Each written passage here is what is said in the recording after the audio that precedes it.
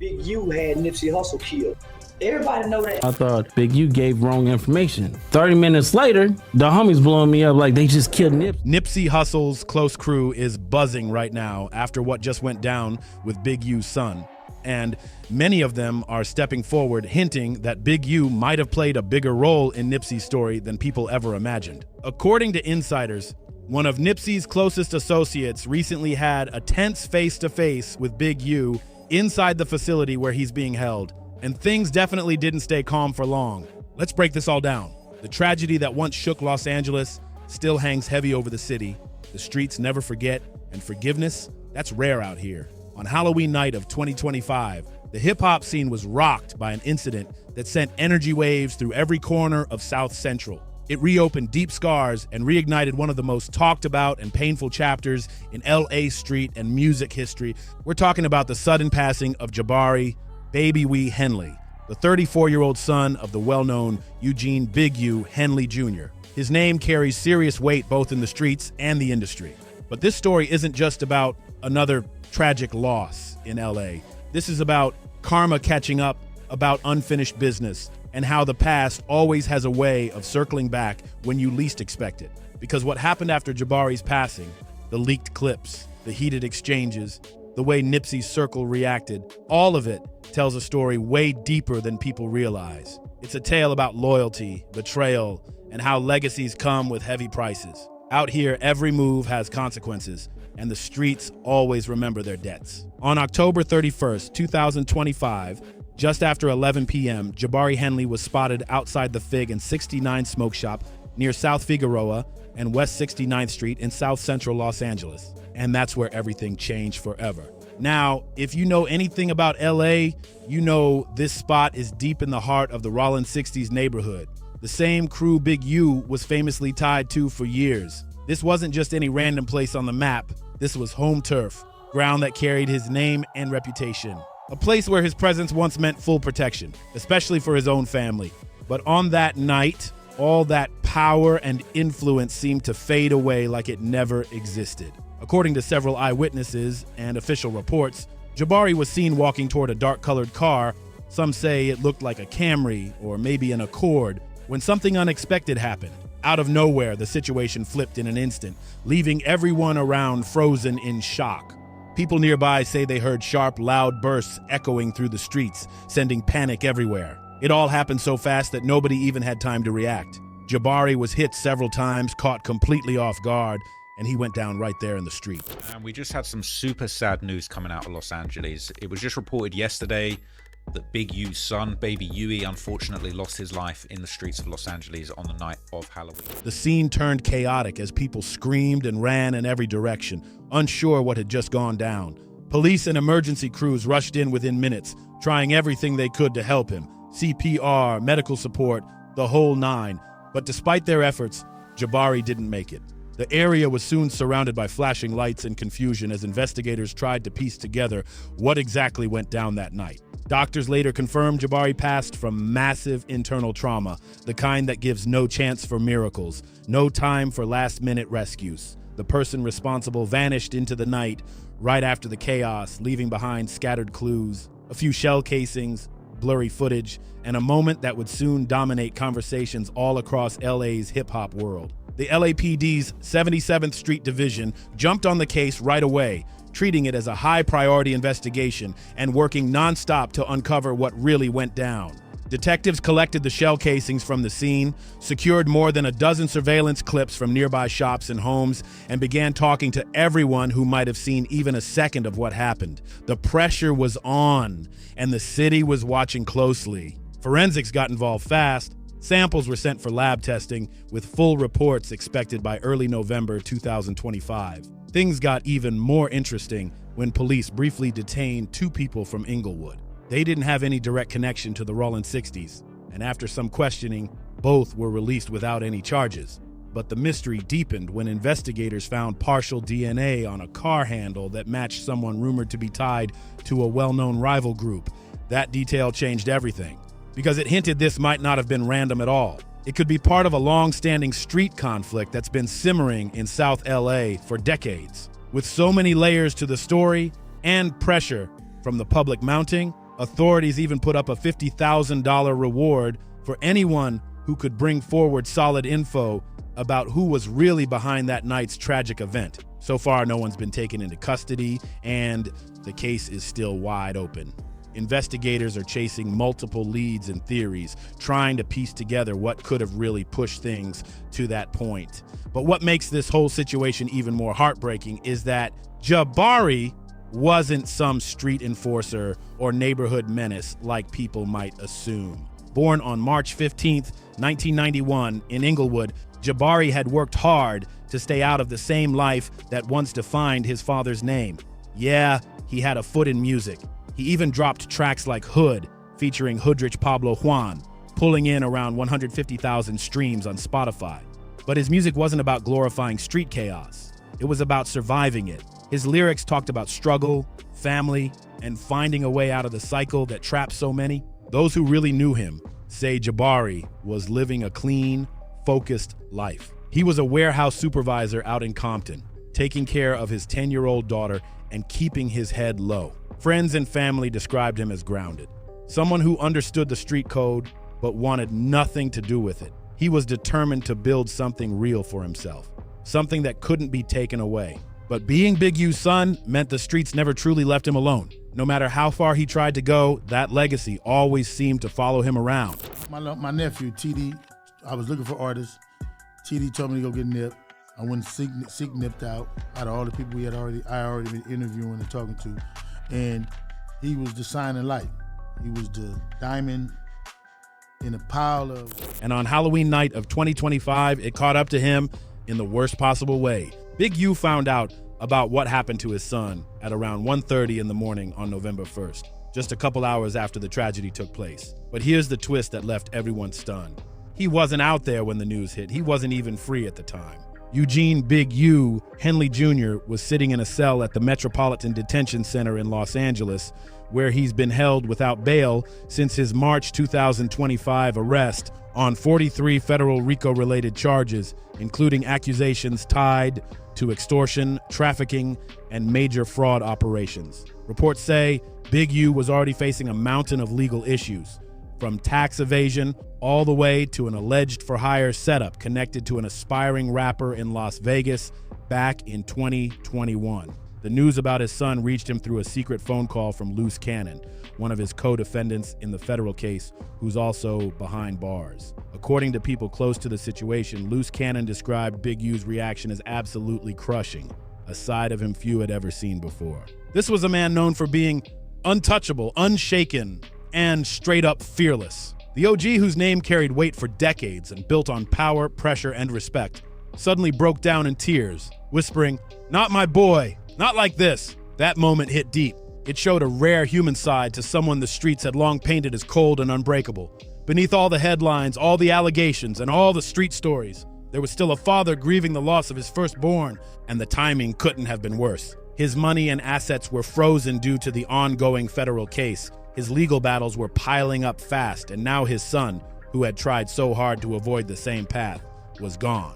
A memorial service was set for November 8th, 2025, but because of his situation in federal custody, no one knew if Big U would even be able to attend. It added another painful twist to an already heartbreaking story. But what came next made everything even more controversial. Instead of a wave of sympathy and calls for peace, the reaction on social media took a dark turn. Some of Nipsey Hussle's associates and parts of his fan base started posting mocking comments online, calling it karma and divine payback. Within just an hour and a half of the first police scanner alerts hitting the internet, the whole situation blew up online. Mentions of the incident skyrocketed, and by sunrise, social media was on fire. Hashtags like #NipseyKarma and #JossCost. Big Henley were trending across multiple platforms. Everyone had something to say. Thousands of users jumped in, calling the whole thing cosmic justice, with many directly accusing Big U of being connected to Nipsey's passing, or saying, Jabari's tragedy was payback for his father's alleged past actions. The reactions were all over the place. Some people pointed out what they saw as cruel irony, that Big U lost his son in a situation that mirrored what happened to Nipsey. Others they took it way further. Some users were dropping laughing emojis, making sarcastic comments about karma, and even posting celebration-style reactions, treating Jabari's loss like it was some kind of twisted win for Team Nipsey. It was cold, heartless, and shocking to watch unfold in real time. But this wasn't just random online noise or faceless trolls chasing attention. This was a noticeable wave inside the hip-hop community. People who truly believed Big U had something to do with Nipsey's fate and saw what happened to Jabari as the universe balancing the scales. It exposed how deep these suspicions run and how divided the culture still is when it comes to what really happened years ago. Because here's the thing, Big U's name has been caught in the middle of wild conspiracy talk ever since March 31st, 2019, the day Nipsey lost his life outside his Marathon clothing store. Officially, Eric Holder Jr. was tried and convicted, and that's where the legal story ends. But in the streets, and especially online, people never stopped whispering. The court of public opinion had already made up its mind long before any facts were proven. And that's why this hit so differently. The internet didn't react with grief or sympathy, it reacted with mockery. To really understand that kind of response, you have to rewind and see the long, messy history behind it. This was history looping back on itself.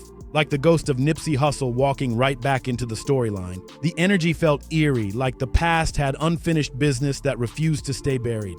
To truly understand why Jabari Henley's passing triggered such a heated emotional response, why Nipsey's people and fans flooded social media with jokes, karma talk, and viral reactions, we've got to rewind the timeline and break down one of the most complicated, painful, and conspiracy-heavy relationships in modern hip-hop. We're talking about the deep, tangled connection between Big U and Nipsey Hussle, a relationship that shaped the LA scene in ways people are still arguing about today. Their story goes back to around 2006 or 2007, back when Nipsey was just another hungry artist grinding to make a name for himself in the cutthroat Los Angeles rap game. He had raw talent, street credibility, and a vision, but he needed backing, someone with real pull to help him break through. That's where Big U came in.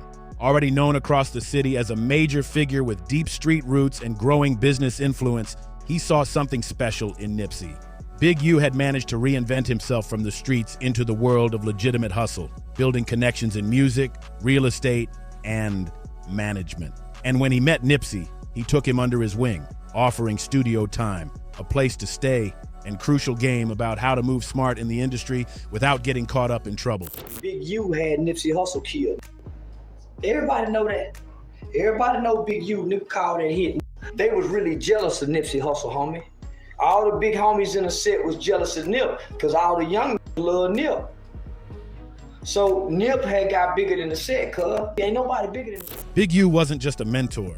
He was like a gatekeeper in a city where every move had consequences. Their bond looked solid from the outside, the young artist soaking up knowledge from a seasoned figure who knew both the grind and the danger that came with it. Back in 2009, Big U made things official by signing Nipsey to a 10-year management deal under his own label, UN Unique Music.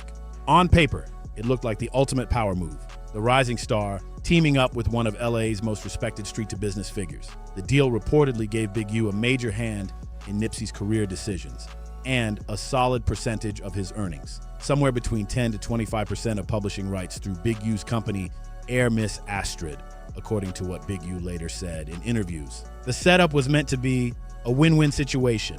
Big U would bring the connections, the muscle, and the know-how to move in both the streets and the boardroom, while Nipsey would bring the raw talent, drive, and creative spark to build something legendary.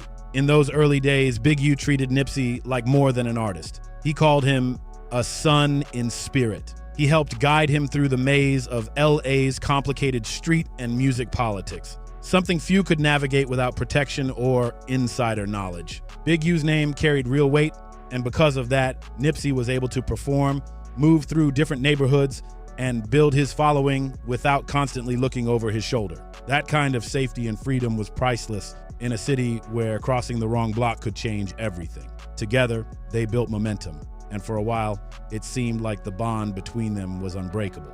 But success changes things, fast. As Nipsey's career started to skyrocket, he began carving his own lane in the game. He launched his Marathon clothing brand, expanded his music empire, and learned the business inside and out. By the time 2018 rolled around and that 10-year contract was almost up, Nipsey was ready to take full control. He didn't need anyone managing his every move anymore. He had his own team, his own network, and his own blueprint for independence. What once felt like a brotherhood started to feel more like a business deal gone stale. What once felt like mentorship started feeling more like a chain, something holding Nipsey back from truly owning his destiny. And this is where things start getting real messy, where facts blur with rumors and the story becomes harder to untangle. According to reports from federal wiretaps and court filings linked to Big U's 2025 RICO case, investigators hinted that Big U might have been involved in something way deeper than just managing artists. Allegedly, he was running a behind-the-scenes operation that leaned heavy on influence, pressuring local businesses, entertainers, and even some of his own artists under the guise of protection, that same safety net he once promised. According to the paperwork, it came with strings attached, and those who didn't play along faced serious pressure. Controversial commentator Charleston White has been one of the loudest voices pushing this narrative, claiming that Big U tried to shake down Nipsey for money, basically saying he demanded payments in exchange for keeping things cool as Nipsey's fame and wealth grew. Now, Charleston is known for talking wild and stirring up headlines. Dude thrives on shock value, but what's wild is that his claims didn't come out of nowhere. Several insiders in the LA hip-hop scene have whispered similar things for years, suggesting that maybe there's more truth buried under all the noise. The theory goes like this. As Nipsey's star rose, he started breaking away from the old system.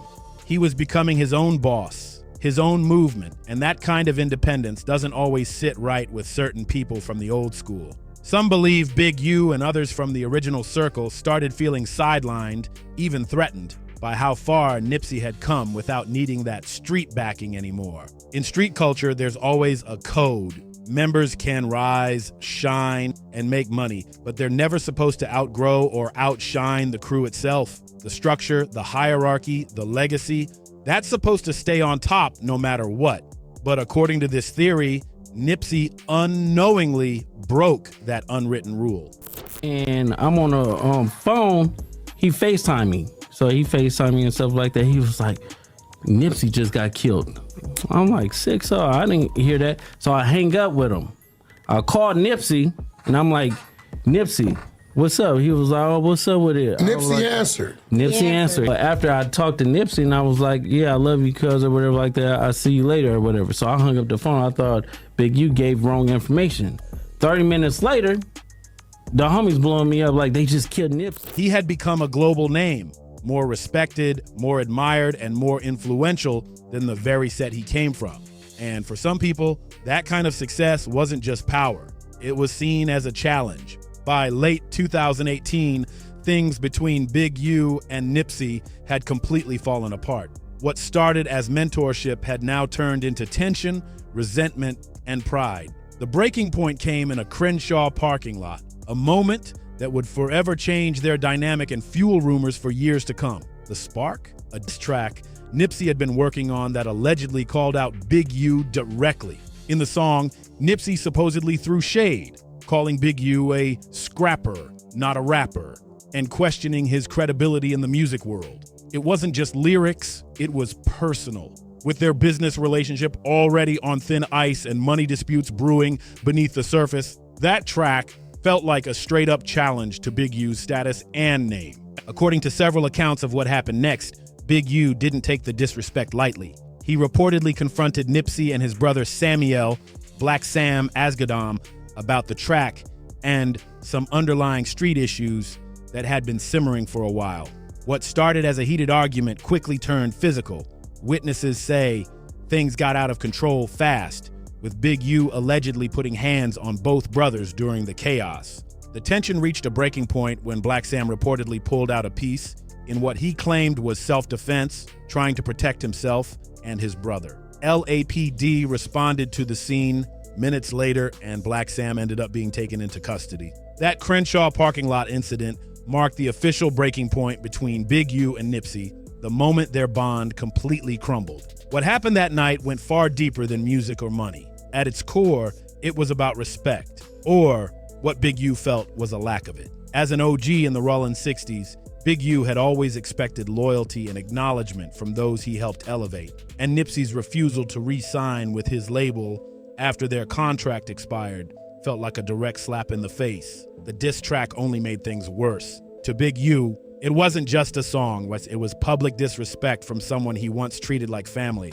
He saw it as betrayal, plain and simple. Despite all the tension and rumors, though, word around the city was that the two eventually called a truce. Big U even went on record in interviews saying there was no bad blood and that he only had love and respect for Nipsey. But when federal documents dropped years later, they told a different story. Wiretaps from 2023 allegedly captured Big U bragging about being bigger than Nipsey and saying he wouldn't hesitate to handle anyone who crossed him.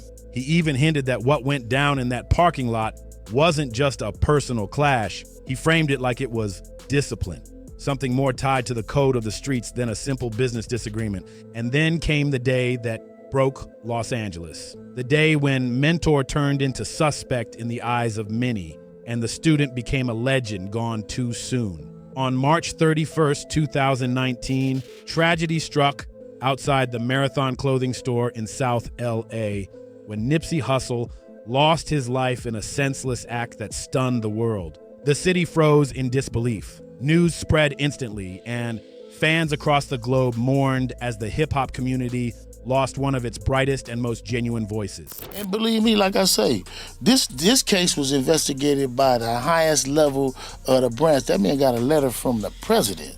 Well, I know for a fact if they could get you, they'd get you. And they if they thought for a second that you had something to do with it and they could prove it, you out of here. Official reports said the case was solved, that Eric Holder Jr. was responsible, but the streets didn't buy it. They started talking, connecting dots, and reviving every rumor, every tension, every past moment between Nipsey and Big U. The person officially charged in connection to Nipsey's passing was Eric Shitty Cuz Holder Jr., another individual tied to the Rollin 60s neighborhood. He was later convicted in 2022 and sentenced to 60 years to life behind bars.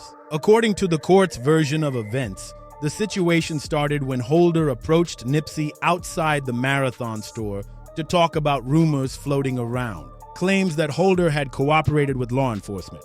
Things got tense fast. After a brief argument, Holder allegedly walked back to his car, grabbed something, and returned moments later, leading to the tragic moment that would change LA forever. That's the version prosecutors presented in court, and it's the one that officially closed the case. But for many people in the streets and the hip-hop community, the story didn't sit right. Not even close. Almost as soon as the news broke, whispers and conspiracy talk started spreading like wildfire. People began suggesting that there was way more to the story than just a neighborhood dispute. The most explosive rumor came from none other than Loose Cannon, one of Big U's longtime associates, a man who would later end up indicted alongside him in the 2025 federal RICO case. In a viral interview, Loose Cannon dropped a bombshell.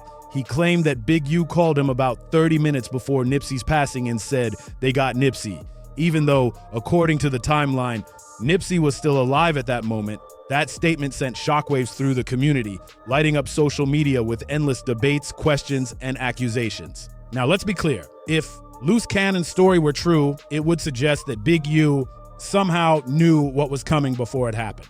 But that's a massive if Loose Cannon himself is facing serious federal time, so his motivations could be complicated. The rumor mill went wild with one chilling idea, that Big U might have known something before it happened, maybe even had a hand in setting it up. People pointed to the timing, the long-standing tension between him and Nipsey, and the claims from Big U's federal case that described a web of intimidation and control. Controversial commentator Charleston White added fuel to the fire, accusing Big U of being behind the setup out of jealousy, saying the old school figures couldn't handle how Nipsey had outgrown the streets and built a legacy bigger than the crew itself. Then came claims from Halcia SKG Choice, a former death row artist who said she'd seen Big U intimidate people around Nipsey and believed his past made him capable of something dark. These weren't random internet theories. They came from people who said they had seen Big U's approach firsthand, but Big U has completely denied every allegation tied to Nipsey's passing. In interviews, he's called the rumors lies, sent cease and desist letters to blogs like No Jumper, and insisted he had nothing to do with what happened. After months of people spreading wild stories tying his name to Nipsey's end, Big U finally spoke out, laying out his side of what he says really happened. And honestly, when you break down his reasoning, it makes some sense. In one detailed interview, Big U explained that Eric Holder's actions on the day of Nipsey's passing didn't line up with how a professional setup would usually go down.